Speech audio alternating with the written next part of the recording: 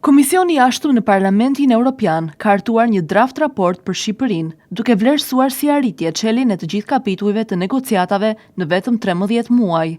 Megjithatë, raporti nënvizon se sfidat mbeten, veçanërisht në luftën kundër korrupsionit dhe në depolitizimin e administratës publike.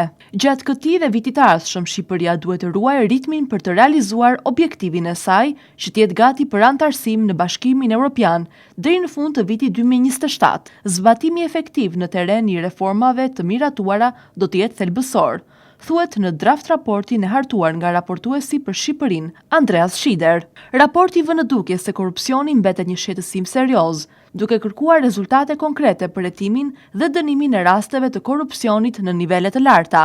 Pavarësisht përparimeve ligjore dhe institucionale, Shqipëria duhet të konsolidojë rezultatet në ndjekje penale dhe dënime përfundimtare.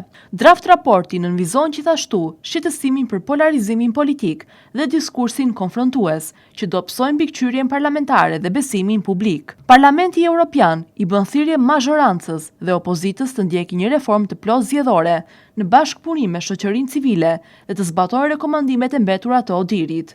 Raporti përshëndet zbatimin e planit të rritjes së Bashkimit Evropian për Ballkanin Perëndimor, por vren dobësi strukturore, informalitete, rritje kufizuar e produktivitetit dhe një mjedis sfidues biznesi. Sipas draftit nuk është shënuar progres i dukshëm në fushën e mjedisit dhe ndryshimeve klimatike gjatë vitit të kaluar. Draft rezoluta do të diskutohet së shpejti në mbledhjet e Komisionit dhe në seancën plenare të Parlamentit Evropian, duke vendosur tonin për raportimin dhe rekomandimet e ardhshme për Shqipërinë.